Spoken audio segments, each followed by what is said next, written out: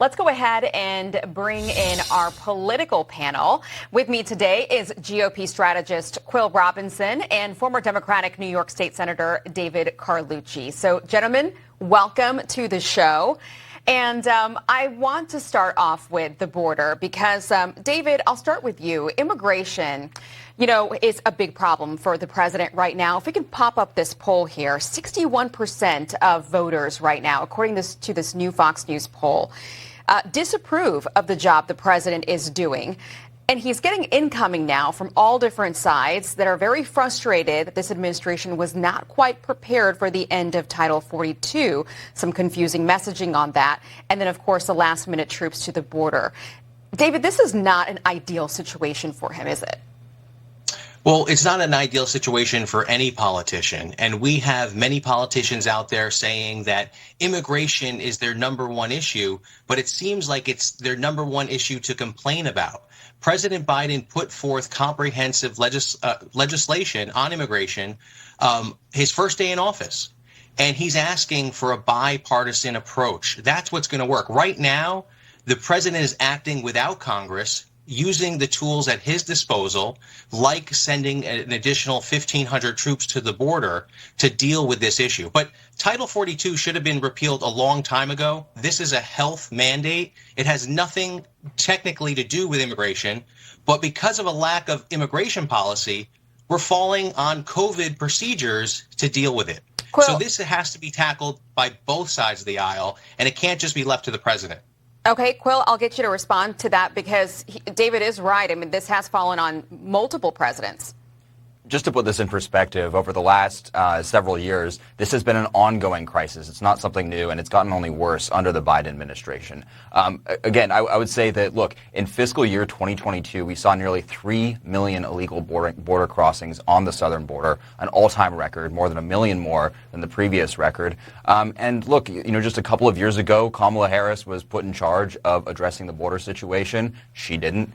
President Biden went to the southern border for the first time this January, 3 years into his administration. And so I think President Biden and the Biden administration really bear responsibility for the point that we're at. And it's only going to get worse with the end of Title 42.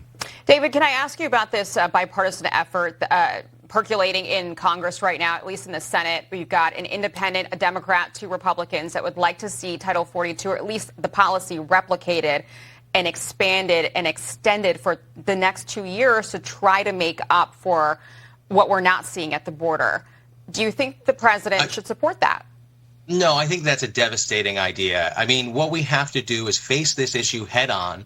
The president has put forth legislation. Title 42 is a Band-Aid, and it's a bad one. This is not just about immigration policy. This is going to impact our economy. We're fresh off the last census, and we have data that shows that we had the lowest amount of migration to the United States since the Great Depression. That's a real problem for economic growth. If we're going to continue to compete in the global economy, we have to address immigration, and it can't be just denying people at the border that have legitimate reasons to leave their country. We're talking about violence. We're talking about abject poverty. We're talking about situations that myself, as someone blessed to be born in America and raised here, is hard for me to even fathom and understand. So people are going to come to this country and fight to get in and flee prosecution. No matter what the situation is, we have to deal with that and address the problem and not just put our head in the sand. Okay, I'm going to switch gears really quickly to something else the president is being asked about now. Last night, he was asked about his son Hunter's legal issues and whether that has become a liability for his 2024 campaign. Let's listen to this. First of all, my son's done nothing wrong. I trust him. I have faith in him. And it impacts my presidency by making me feel proud of him. So, David, coming back to you really quickly here, Axios is reporting that there is tension now between the White House and Hunter's legal team, afraid that he might be going rogue here. He might be a little bit too combative. Is this going to be a problem for the president? Well, we've seen this video before, right? Republicans have been attacking President Biden about Hunter Biden for many years now. And it might be red meat for the Republican base, but it's like lima beans for independents. they're just not that interested. And yes, this is a liability and something that's not so positive for the president. But remember, we're coming off of President Trump, and now the leading contender in the Republican primary to be the nominee on the Republican side that has scandal after scandal after scandal. So if you're looking at it from the independent point of view on the politics side, it looks really like a whole big nothing. Where this is something about Hunter Biden, who's not running for office, many different allegations and scandals attached to that, but nothing that's really implying that the president did anything wrong here.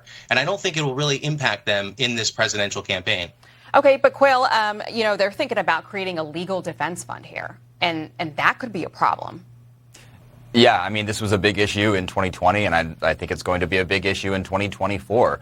Look, President Biden's entire pitch to the American people the first time he was elected, and again in 2024, is going to be that he is the stable candidate, the candidate of normalcy, an alternative to the drama and all of the baggage that comes along with President Trump. But you can't really make that pitch when you have all of these things going on with his son, Hunter Biden. And I think it actually is going to be a pretty significant issue for independents because the strongest case that you can make for President Biden of him being drama-free and not President Trump just doesn't apply when you have this sort of thing going on actively.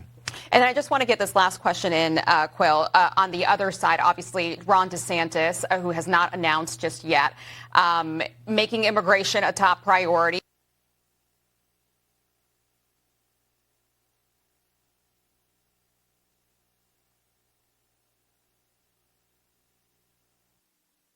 Way of him showing, look what I'm doing in Florida, and this is what I would do for the rest of the country if elected.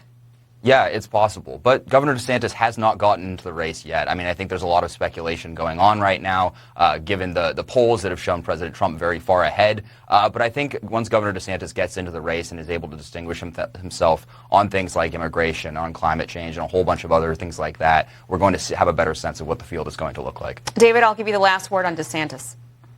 Yeah, the more I think about this and I see the poll numbers, I don't think DeSantis even gets in the race. He's getting attacked by Donald Trump from the left and the right. Donald Trump is throwing everything at him. The polls seem to be showing that. So I think Ron DeSantis is probably going to sit this one out. If he does get in the race, it'll be short-lived. So I think it doesn't look good for DeSantis. Yeah, I think he was supposed to launch his exploratory committee sometime this month. So we'll watch and see, and then we'll talk about it.